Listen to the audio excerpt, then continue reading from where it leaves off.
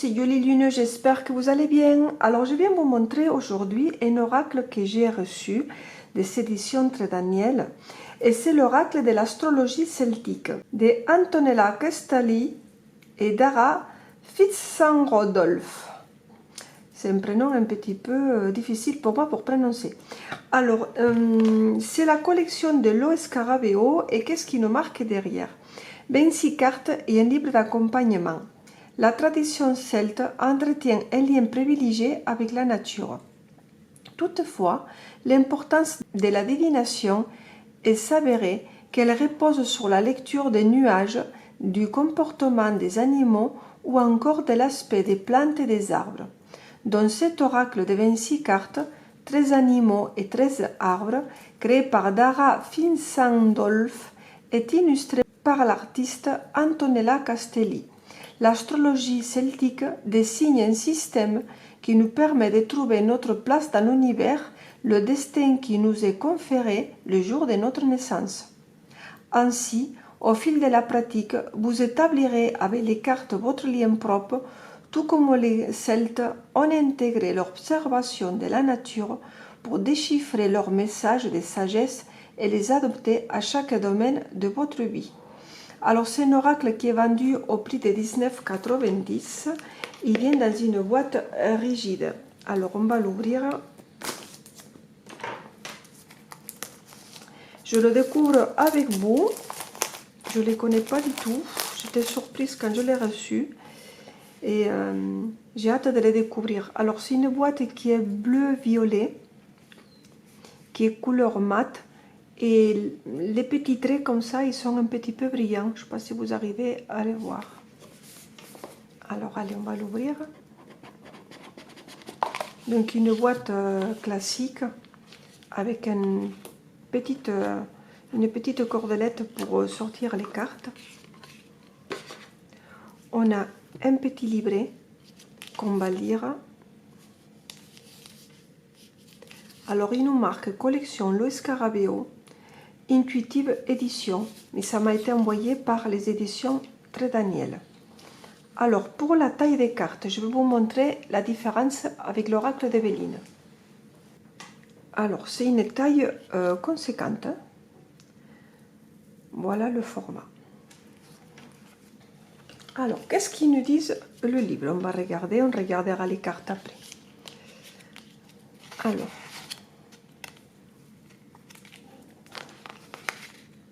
Alors, qu'est-ce qu'ils nous disent ici? Alors, ça, c'est exactement la même chose que je vous ai lu tout à l'heure.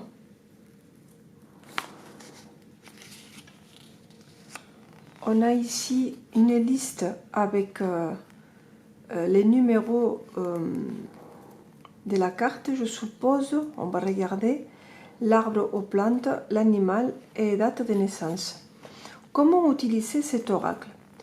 Ne vous sentez pas limité par les suggestions. Avec l'expérience, vous établirez avec les cartes votre lien propre, tout comme les Celtes ont observé et expliqué la nature. Votre identité celte. Déterminez votre signe à partir de votre date de naissance et apprenez à le connaître. L'arbre et l'animal ont tous deux une importance spéciale pour vous, tout comme votre signe de zodiaque. Les brèves descriptions ci-après ne font qu'entrouvrir une porte. Les livres et sites consacrés aux traditions celtes ne manquent pas. Cherchez votre arbre autour de vous, s'il pousse sur votre climat. Invitez votre animal à vous rejoindre sur votre plan astral ou dans vos rêves, voire en face à face. Vous pourrez aussi renforcer votre lien à travers d'un bijou ou d'un talisman. Alors on a ici un tirage quotidien. Là, il nous marque le choix et décision, les relations, la roue de l'année. On a ici les arbres. Alors, qu'est-ce qu'il nous dit aussi? Les Celtes vénèrent la nature et savaient déchiffrer leur message. Ils avaient imaginé un alphabet aggravé dans le bois, logam, dont chaque lettre portait le nom d'un arbre ou d'une plante. Et spécialistes de cette tradition, les érudits celtes, ou les druides, étaient aussi les gardiens des arbres sacrés. leur sagesse adaptée et développée au fil des générations a traversé les siècles. On a ici l'image, j'aurais voulu qu'il soit en couleur. Il y en a ici les cartes qui commencent à nous expliquer. Donc le numéro 1, le boulot, le bâton. Je regarde ce que j'ai vu tout à l'heure. Là, on arrête à 13, oui, parce qu'il y a 13 plantes et 13 animaux. Voilà, et ainsi ensuite. Je vais vous lire après une carte pour que vous voyez un petit peu la définition de chaque carte. Voilà. Alors le papier, c'est un papier glacé, un peu brillant. C'est pas tout à fait brillant, mais il est glacé. C'est facile à lire, c'est agréable à lire. Alors, on va regarder les cartes. On va les ouvrir.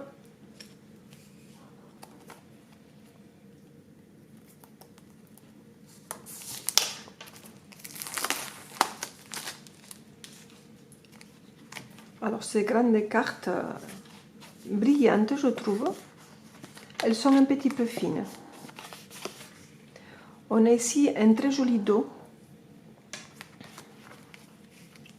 Les tranches, elles sont nature. Vous pourrez les colorer si vous le souhaitez. Il y en a... Comment ça se présente là? Voilà, on a la carte ici. Donc là, on a le boulot, le bâton, avec le numéro ici. Il y en a une espèce de frise tout autour. Donc la carte numéro 1. Sorbier, le penseur. Frêne, l'enchanteur. C'est trop mignon, rigolo. Oline, les pionniers.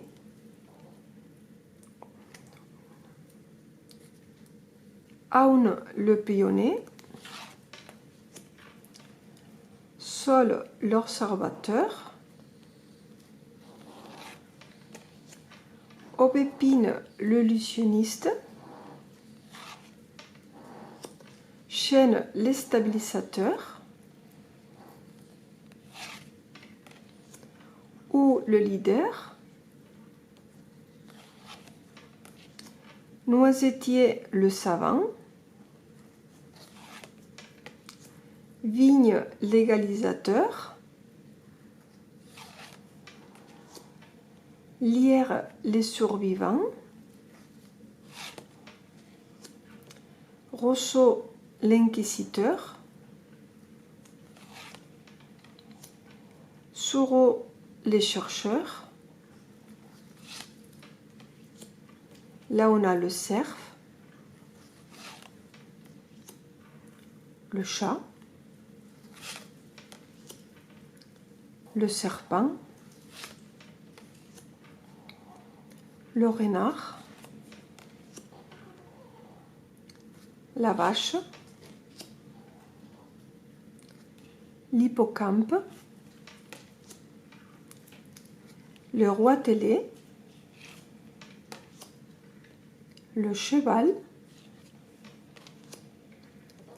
le saumon, le cygne, le papillon,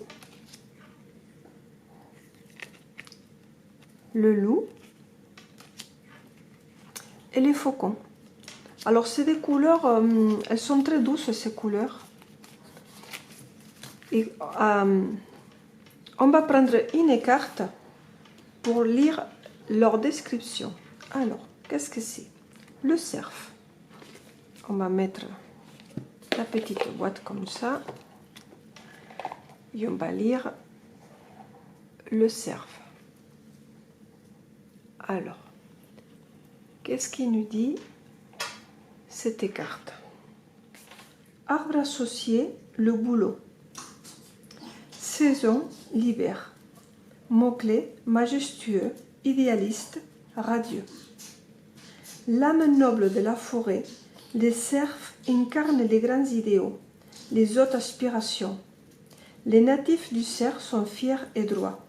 Ils sont impeccables dans leur éthique et profondément intègres. Chez les Celtes, l'apparition d'un cerf blanc désigne l'opportunité d'une aventure potentiellement transformatrice. Pour s'épanouir, les natifs du cerf ont besoin d'une raison d'être, d'une puissance magique et terrestre et forte. Ils tirent leur succès de leur persévérance. L'alliance du cerf et le bouleau exalte le commencement mystique, la pureté de l'intention et de l'optimisme, part d'ombre éventuelle, arrogance, perfectionnisme et critique. Et voilà pour la carte du cerf. Alors, je reviens sur le livre au début qu'on a regardé. Donc, on a ici les numéros des cartes sur les animaux et les plantes et la date de naissance. Donc, ils nous disent ici, tirage quotidien. Mélangez les 26 cartes et tirez une ou deux pour connaître ce que vous devez savoir dans les médias. Le tirage d'une carte vous livre le message qui guidera votre journée. Si vous en tirez deux, les cartes se lisent comme un tandem ouvrant en votre faveur ou comme des forces contraires à confronter. Vous pourrez également tirer une carte le matin et une autre le soir pour ancrer puis clore votre journée. Donc ils sont divisés en deux parties. Alors on a 2 fois 13. Voilà. Donc on a pour le numéro 1, on a le cerf avec le bouleau.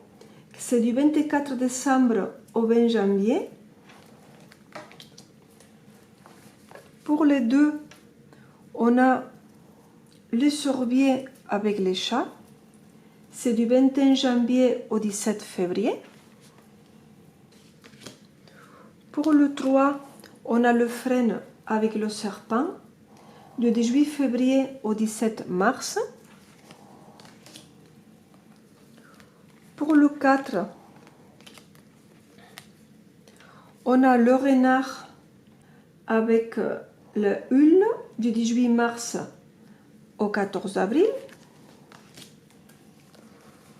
Avec le 5, on a la vache avec la sole du 15 avril au 12 mai.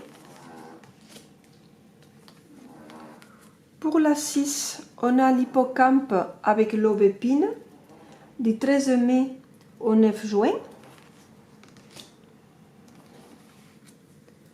Pour le numéro 7, on a le rotelet avec le chêne du 10 juin au 7 juillet. Pour la 8, on a le cheval avec la houe du 8 juillet au 4 août. Pour le numéro 9, on a les saumons avec les noisetiers du 5 août au 1er septembre. Pour le 10, on a le cygne avec la vigne du 2 septembre au 29 septembre. Pour le 11, on a le papillon avec le lierre du 30 septembre au 27 octobre. Pour le 12, on a le loup avec le roseau du 28 octobre au 24 novembre. Et pour les 13, les derniers, on a le faucon avec le sureau du 25 novembre au 23 décembre. Voilà les amis, j'espère que cette vidéo elle vous a plu et je vous dis à bientôt.